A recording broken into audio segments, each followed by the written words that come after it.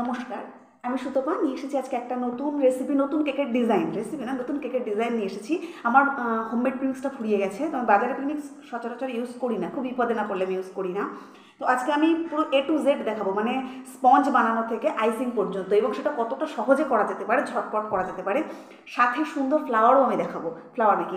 ঠিক আছে, তো প্রথমে কি করতে হবে, আমার যে কেকের অর্ডারটা এসছে এটা 2 পাউন্ডের নয়, মানে আমাকে 1 পাউন্ডের থেকে একটু বেশি বানাতে বলেছে, আর 2 পাউন্ডের থেকে একটু কম।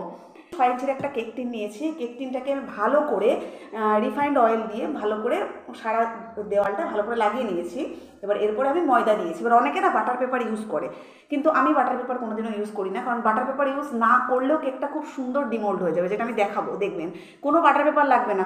গরম কেকই আমি ডিমোল্ড করবো, কেক ভাঙবে না। আমি ব্যাটারটা বানিয়ে নিই, ঠিক আছে। তো সবার প্রথমে আমি কী করেছি, 250 ml কাপের 1 কাপ জল নিয়েছি, আর এটা চিনি পাউডার নিয়েছি 1/2 কাপ এখানে, আর 3 টেবিল স্পুন রিফাইন্ড অয়েল নিয়েছি। এবার আমি ওই লিকুইড ইনগ্রিডিয়েন্টসগুলোকে মিশিয়ে নেওয়ার পর আমি 1 কাপ আর 1/2 কাপ মতো ময়দা নিয়েছি, সেটাকে আস্তে আস্তে ওই অল্প অল্প করে মেশাচ্ছি, কারণ যদি বেশি মেশায় তাহলে এটা কী হবে, দলা পাকিয়ে যাবে। এবার যেহেতু আমাকে এটা আইসিং করতে হবে, স্পঞ্জটা মানে সফট হতে হবে।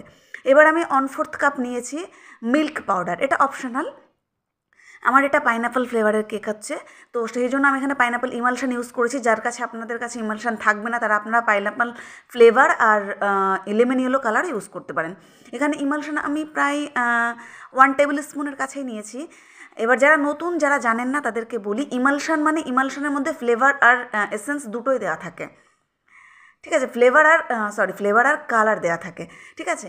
আর নর্মাল যদি কারোর ইমালশন না থাকে, সে ফ্লেভার আর কালার আলাদা করে ইউজ করতে পারেন। এবার আমি এখানে বেকিং পাউডার ইউজ করছি। বেকিং পাউডার আমি 1 টিস্পুন আর 1/2 টিস্পুন ইউজ করেছি, যেহেতু আমি এখানে 1.5 কাপ মতো ময়দা দিয়েছি। তো ময়দার মেজারমেন্টেই baking powder baking soda use করতে হয়।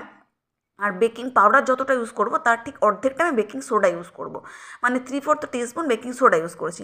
এবার এটাকে মেশাতে হবে। এবার আমি সবার শেষ মেশানো হয়ে গেছে, আমার ব্যাটারটা খুব পাতলা হয়েছে দেখেছেন। তারপর আমি 1 টিস্পুন ভিনিগার দিয়েছি, কারণ যে baking powder baking soda use করলাম, আমি এখানে কিন্তু কোনো টক দই ইউজ করিনি। তো সেই বেকিং পাউডার বেকিং সোডাটা যে ভিতরে ময়দার সাথে গিয়ে কাজ করবে, রিয়াকশান করবে, তার জন্য আমাকে একটা কিছু টক জিনিস দিতে হবে, তাই আমি এখানে ভিনিগার দিয়েছি। আপনাদের কাছে যদি ভিনিগার না থাকে, আপনারা এখানের বদলে 1 টিস্পুন লেবুর রস ব্যবহার করতে পারেন। এবার আমি এখানে এই কড়াইটাকে 5 মিনিটের জন্য প্রিহিট করে নিয়েছি। তারপর আমি আমার কেক টিনটাকে বসিয়ে দিয়েছি পুরো 30 মিনিটের জন্য। আমি এটাকে ওপেনই করব না। 30 মিনিট পর দেখুন, একটা আমি টুথপিক দিয়ে চেক করে দেখাচ্ছি, এই যে পুরো পরিষ্কার বেরিয়ে এসেছে। কিন্তু 30 মিনিটের মধ্যে যদি আমরা করি না, তাহলে মাঝখানটা সিঙ্ক হয়ে যাবে, মানে বসে যাবে। দেখুন হোমমেড প্রিমিক্স দিয়ে বানানো কত সুন্দর হয়েছে না। এবার আমি ক্রিমটা রেডি করছি, ওটা একটু হালকা ঠান্ডা হোক, ততক্ষণ আমি ক্রিমটা রেডি করি। এটা ট্রোপোলাইটের আমি হুইপ ক্রিম নিয়েছি, প্রিমিয়াম কোয়ালিটির। দেখুন ক্রিমটা কিন্তু একদম চিল্ড হতে হবে, ঠান্ডা হতে হবে। আমি যেহেতু কেকটা আজকে বানাবো, সেই জন্য আমি আগের দিন রাত্রে আমি ওটাকে ফ্রিজার থেকে ফ্রিজে রেখেছিলাম। এবার যে একটা ক্রিম, ওটা অর্ধেকটা ছিল বলে, ওটা মানে অল্প ছিল, ওটা ইউজ করেছি। নতুন প্যাকেট কী করে ওপেন করতে হয় দেখালাম আপনাদেরকে। আপনারা যদি সিজার দিয়ে সরাসরি কেটে ফেলবেন না, তাহলে কিন্তু ক্রিমটা নষ্ট হয়ে যাবে। ঠিক আমি যেভাবে দেখালাম সেইভাবে প্যাকেটটাকে ওপেন করতে হবে। আমি এখানে 1 কাপ আর 1/2 কাপ মতো নিয়েছি। এবার ক্রিম নেওয়া হয়ে গেলে এটাকে দেখুন এইভাবে ক্যাচার আটকে দিতে পারেন, অথবা স্ট্যাপলার দিয়ে স্ট্যাপ করে ওটাকে আপনারা ফ্রিজারের মধ্যে রেখে দেবেন। এবার আমি এখানে প্রথমেই ক্রিমটাকে নিয়েছি। যত ক্রিমটা ঠান্ডা হবে এবং লিকুইডই হবে, তত ক্রিমটা কিন্তু তৈরি করার পর ওটা স্টিপ হয়ে থাকবে, মানে ওটা মেল্ট করবে না। অনেকে দেখবেন ক্রিম বানানোর পরেও ফ্রিজ থেকে বের করলে মেল্ট হয়ে যায়, সেই প্রবলেমটা হবে না।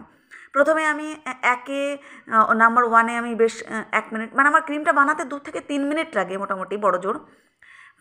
মানে ধীরে ধীরে বাড়াতে হয়, স্পিড বাড়াতে হয়। প্রথমে 1-এ, 2-এ, 3-এ, তারপরে সবশেষে 4-এ করে 5-এ করতে হয়। 5-এ করে ক্রিমটা এরকম তৈরি হয়ে গেলে, মানে মোটামুটি স্টিপ হয়ে গেলে, তারপরে আমি ইমালশন ইউজ করেছি। আপনারা যদি ইমালশন না চান, ওই যে বললাম ফ্লেভার আর কালার ইউজ করবেন, লেমন ইয়েলো কালার।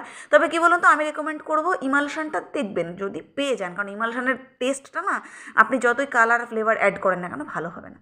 এই দেখুন আমি কত সুন্দর এটাকে ডিমোল্ড করে দিলাম। এবার আমি ওপরে একটু শঙ্কুর মতো হয়েছে বলে ওটুকুকে বের করে দিলাম। প্রথমে আমি আপনাদের সুতো দিয়ে কী করে সুতোর সাহায্যে কাটতে সেটা দেখাচ্ছি। দেখুন আমি প্রথমে একটা কাট করে নিয়েছি ওপরটা, এবার 2 হাতের সুতোটাকে আমি নিয়ে এবার হাত এক্সচেঞ্জ করে নিলাম, দেখেছেন সুতোটাকে এক্সচেঞ্জ করে নেওয়ার পরে 2 দিক দিয়ে টান দিলে ওই যে লেয়ার কাটিং হয়ে গেল। দেখুন বাড়িতে বানানো স্পঞ্জ কত সুন্দর হবে।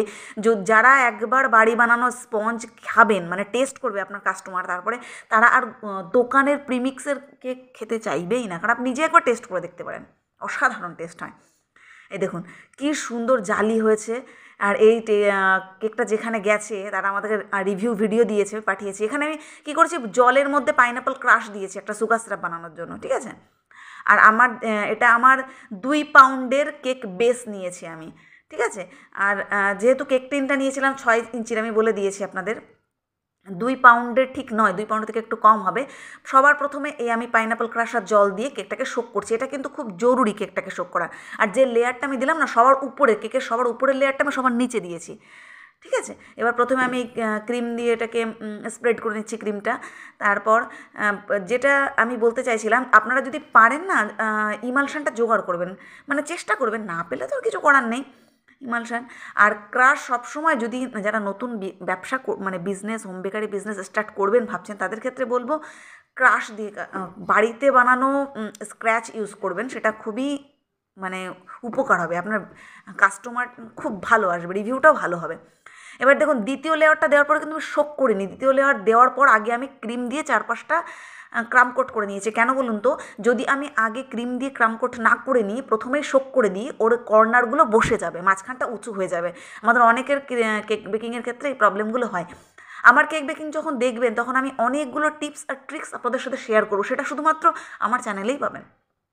এবার এই যে আমি পাইনাপল ক্রাশ দিচ্ছি, পাইনাপল ক্রাশটা দিতে হবে এর খুব ভালো টেস্টের জন্য, কারণ যখনই কেউ এক বাইটে দেবে তার মুখে যেন পাইনাপল ফ্লেভার, সে যখন খাবে তার যেন মনে হয় যে কিছু একটা খেলাম, আমি যে হাওয়া খেলাম, এরকম যেন মনে না হয়, ঠিক আছে। এবার আমি 3rd লেয়ারটা দিয়ে দিয়েছি, তারপরে এটা আমি শোক করছি। এবার কেউ যদি মনে করেন আমার এখানে ব্রাশ দিয়েও শোক করলে হতো, কিন্তু আমার ব্রাশটা খুঁজে পাচ্ছিলাম না, সেজন্য আমি চামচ দিয়ে করেছি। আপনারা ব্রাশ চামচ দিয়ে করতে পারেন, কিন্তু এমনভাবে শোক করাটা জরুরি, কারণ এটা যখন আমি ফ্রিজের মধ্যে রেখে দেবো না ক্রিম সমেত, তখন এটা যখন সেট হয়ে যাবে, পুরো সেট হওয়ার পরে স্পঞ্জ মানে খুব সফট হবে কেকটা। আর যদি আমি শোক না করি ফ্রিজের মধ্যে থাকার পরে, কেকটা হার্ড হয়ে যাবে, সেটা ভালো লাগবে না খেতে, লেয়ার কাটলেও ভালো লাগবে না। এই দেখুন আমি সবার লাস্ট লেয়ারটা সবার উপরে দিয়ে দিয়েছি। আবার আমি ওই একই প্রসেসে করে দিচ্ছি। প্রথমে চারপাশগুলোকে ক্রিম দিয়ে আগে মানে ক্রাম কোট করে নিচ্ছি, তার উপরে আমি এবার শোক করবো। লাস্ট যেটা আমি সবার উপরে দিচ্ছি, এটাকেও শোক করতে হবে ভালো করে, কারণ এটা একটু হার্ড হয়, বেশি নয়, আপনি দেখতেই পাচ্ছেন তেমন বেশি হয় না। কিন্তু আজকে দেখুন আমি একটা এই কেকটা যেটা, এটা আমি একটা নতুন একটা ডিজাইন বানানোর চেষ্টা করেছি, আমি আগে কখনোই এরকম ডিজাইনটা বানাইনি। তো সবার প্রথমে আমি প্রত্যেকটাই নিয়েছি N1 নজেল, প্রত্যেকটাই N1 নজেলের মধ্যে, আমি সেই পার্টটা দেখাইনি আপনাদেরকে, ভিডিওটা অনেক লং হয়ে যাচ্ছে বলে। তো আমি প্রথম এটা বেবি পিঙ্ক কালার নিয়েছি, আর এটাকে সায়ান কালার, মানে পিঙ্কের সাথে যদি 1 ড্রপ গ্রিন কালার ইউজ করেন না, সায়ান কালার হয়ে যাবে, হলো। এবারে সায়ান কালার, এটা সায়ান কালার, এটা কিন্তু ব্লু নয়, সায়ান কালার ইউজ করেছি। আর আমি সবগুলোই N1 নজেল ইউজ করেছি, আর সবই N1 নজেল দিয়ে আমি মাঝখানে একদম মাঝ বরাবর কিন্তু আমি ফ্লাওয়ারগুলো বানাচ্ছি, ঠিক আছে। উপরে নিচে, এই কেকটা যত টল হয় না তত বেশি ভালো হয়, যেহেতু আমার কেকটা টল নয়, আর আমিও এই কেকের উপরে এই ডিজাইন করার চিন্তাভাবনা নিয়েছি, তো আমার খুব কঠিন হয়ে গেছিলো ব্যাপারটা। আপনারা একটু ট্রাই করে দেখবেন, কিন্তু এর শেষ পর্যন্ত দেখবেন এটার কঠিন হলেও, মানে একটু পরিশ্রম হলেও জিনিসটা ভালো এসেছিলো, আমার আউটকামটা খুব ভালো এসেছিলো। আমার কষ্ট হয়েছে, পরিশ্রম হয়েছে, কিন্তু এটা যদি টল হতো হয়তো এত পরিশ্রম আমার হতো না, ইজি করতে পারতাম, জায়গা পেতাম। তো আমাকে এটাকে ম্যানেজ করতে বা একটা জায়গায় আনতে বেশ পরিশ্রম করতে হয়েছে, কিন্তু একটা সুন্দর জিনিস এসেছে। দেখুন কেক বেকিং একটা আর্ট, এই যে স্ক্র্যাপারটা আমি ইউজ করছি, এটা কিন্তু কোনো কেনা স্ক্র্যাপার নয়। দেখবেন কোনো স্টাইল বাজার বা মল থেকে কোনো জামা কাপড় নিয়ে আসলে না, জামা কাপড়ের সাথে একটা ট্যাগ থাকে না, সেই বেশ একদম সফট ট্যাগ পাওয়া যায়, সেই ট্যাগটাকে ধুয়ে রেখে দেবেন, খুব সুন্দর। এই যে নরম, আমার হাতে যেটা দেখছেন, এটা আমি অ্যাকচুয়ালি স্টাইল বাজার থেকে একটা জিনিস নিয়ে এসেছি, মানে যে কোনো মল থেকেই, মানে স্টাইল বাজার আমি বলছি না, যে কোনো মল থেকে কোনো জিনিস নিয়ে আসলে সেখানে এই যে ট্যাগগুলো থাকে, ট্যাগগুলোকে ফেলে দেবেন না, ও ভীষণ কাজে লাগে। এই আমি ইউজ করলাম, এটাকে ধুয়ে রেখে দেবো, আর খুব সফট হয়। এবার আমি এটাকে কমপ্লিট করার পরে দেখছি যে আমার উপরে কর্নারটাকে আমি এবার শার্প আনার চেষ্টা করছি, ঠিক আছে। এবার এই কেকটার ক্ষেত্রে আপনারা বলতে পারেন যেটা কর্নার তো খুব বেশি শার্প আসলো না, হ্যাঁ কি না, কিন্তু এটা না, আমি অ্যাকচুয়ালি এটা শার্প খুব একটা আনিনি, কারণ এটা আমাকে ডিজাইনটাই আমি ওটা করতে চাইছি যে একটু উঁচু নিচু। আমি তো আরও চাইছিলাম একটু উঁচু নিচু হোক, কিন্তু আমার তাও ততটা উঁচু নিচু হয়নি, আমার খানিকটা শার্প হয়েই গেছে। কিন্তু চাইবেন, আপনারা চাইলে একটু উঁচু নিচু করার চেষ্টা করবেন, মানে সেটা করলে আরও বেশি ভালো হবে। যখন আমি গোল্ডেন লাস্টার ডাস্ট দিয়ে ওটাকে ডাস্ট করব না, তখন আরও বেশি ভালো লাগবে জিনিসটা। এটা হচ্ছে লিফ নজল নিয়েছি আমি, লিফ নজল নিয়ে জাস্ট পাতা বানিয়ে দিচ্ছি লিফ গ্রিন কালার দিয়ে। এইবার এই যে এটা R11 নজল, এখানে আমি একটা ফ্লাওয়ার বানাচ্ছি। দেখুন এটা রোজ নয়, আবার খানিকটা রোজেরই মতন। প্রথমে আমি যে গ্রিন কালারটা ছিল সেই গ্রিন কালার দিয়ে ঠিক নিচের দিকটা এক কর্নার করে আমি গ্রিন কালারটা নিয়ে এসেছি। এখানে দেখবেন ফ্লাওয়ারের কালারটা কিন্তু ভীষণ ইম্পর্টেন্ট। যে কোনো ফ্লাওয়ার বানাতে গেলে আপনাকে যদি কোনো কালার বা ফ্লাওয়ার আমরা বানাতে যাই, তাহলে কিন্তু আমাদের পর্যবেক্ষণটা একটা ভীষণ জরুরি, যে আমরা কীভাবে বানাচ্ছি ফ্লাওয়ারটা সেটা দেখার দরকার। এখানে দেখবেন আমি হাতটাকে কীভাবে অ্যান্টি ক্লকওয়াইজ হাতটাকে ব্যাক করছি, তাহলে নর্মালি যেভাবে রোজ বানানো হয় সেইভাবে হয়নি, এটা কিন্তু কিছুটা পিছন দিকে আমি অ্যান্টি ক্লকওয়াইজ হাতটা ঘুরিয়েছি, সেটা আপনারা খেয়াল করবেন, তাহলে দেখতে পাবেন। এই ফ্লাওয়ারটা আরও অনেক বানানো যায়, আমার ওইটুকু ক্রিম ছোট্ট ফ্লাওয়ার বানাতে হবে। দেখুন প্রথমে আমি একটা গাছের মতো করে নিচ্ছি, লম্বা গাছ করে নেব। এটাকে দেখতে হবে, হ্যাঁ দেখুন।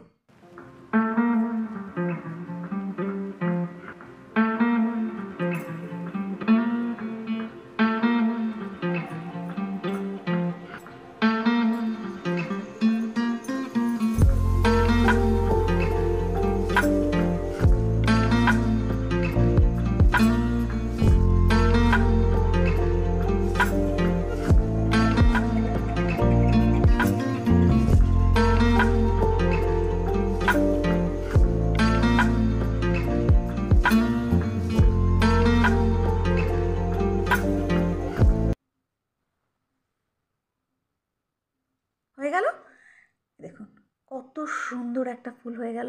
এবার আমার কাজটা কিন্তু এখনও কমপ্লিট হয়নি। এই যে এটা হচ্ছে লিফ নজল, লিফ নজল দিয়ে আমি চারপাশে একটা পাতা বানিয়ে দিচ্ছি। যেভাবে খুশি বানাতে পারেন, হলো পাতা এবার আমি যে সমস্ত কালারগুলোকে একটা পাইপিং ব্যাগের মধ্যে ভরে নিয়ে আমি এটা ছোটো ছোটো পার্লস বানাচ্ছি। পুরো বানিয়ে আমি ওটাকে ফ্রিজে রেখে দিয়েছি সেট হওয়ার জন্য। যতক্ষণ আমি এটা লাস্টার ডাস্টটা রেডি করছি, এটা রিফাইন্ড অয়েল নিয়েছি, তার মধ্যে আমি দিচ্ছি এডিবল লাস্টার ডাস্ট, গোল্ডেন লাস্টার ডাস্ট।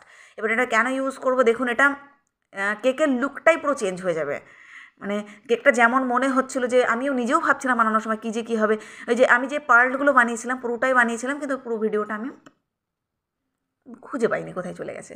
তো যা হোক, আপনারা দেখে নিন, আমি পুরো ওইভাবেই যেভাবে দেখালাম ওইভাবে পুরোটা বানিয়ে নিয়েছি। এবার এই যে গোল্ডেন লাস্টার ডাস্ট রিফাইন্ড অয়েলের সাথে মিশিয়ে, তার আগে না কেকটাকে একটু সেট করে নিতে হবে 5 মিনিট। কেননা সেট না করলে কেকটা একটু ক্রিমটা বসে গেলে লাস্টার ডাস্ট এইটা দিলে তবে এটা লেগে যাবে, তা না হলে যদি ক্রিমটা তখনও সফট থাকে, তার উপরে যদি আমি লাস্টার ডাস্ট ইউজ করতে যাই, তাহলে কিন্তু এটা উঠে আসবে। তাহলে বোঝা গেল আমার কেকের এটাও কিন্তু একটা টিপস কিন্তু আপনাদের, ঠিক আছে? আমার চ্যানেলে আসলে আপনার নতুন নতুন অনেক অনেক কিছু টিপস আমি নিজেও শিখবো, আপনাদেরও একসাথেই শিখবো আর কি দুজনে। এবার আমি কিছু স্প্রিঙ্কল ছিল আমার হোয়াইট কালার দিলাম, আর এটা সিলভার স্প্রিঙ্কল, এটা কী করে দেবো, দিয়ে দিয়েছি। এবার এই যে দেখুন, এটা কিন্তু ফাইনাল লুক নয়, এটা আমি এইভাবে জাস্ট বানিয়ে ফ্রিজে রেখে দিয়েছিলাম। ফাইনাল লুকটা দেখুন, যখন দেওয়ার আগে আমি ঠিক এইভাবে এটাকে ডেকোরেট করে দিয়েছি। এবার রিভিউ ভিডিও দেখুন এটা।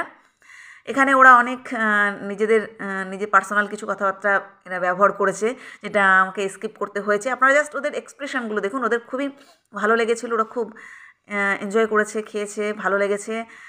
আর এই যে দিদিভাই আমার কাছ থেকে কেকটা নিয়েছিলেন, ওনারাও এর আগেও আমার কাছ থেকে অনেকবার কেক নিয়েছেন, তাদের কেকের ফ্লেভারটা খুব ভালো লেগেছে। আর আমার কেকটা পুরো নিরামিষ, পিওর ভেজ কেক বলে ওনারা আরও বেশি পছন্দ করেন, খান। ওনারা খুব ভালো খেয়েছেন, খুব ভালো লেগেছে। আর আপনারাও এরকম আরও অনেক নতুন নতুন ভিডিও, নতুন নতুন কেকের ডিজাইন নিয়ে আমি আসবো, আমার সঙ্গে থাকুন। ভালো লাগলে লাইক করুন, আর অবশ্যই কমেন্ট করবেন, প্রশ্ন করবেন। আর দেখা হচ্ছে আপনাদের সাথে পরের ভিডিওতে। ভালো থাকবেন, সুস্থ থাকবেন।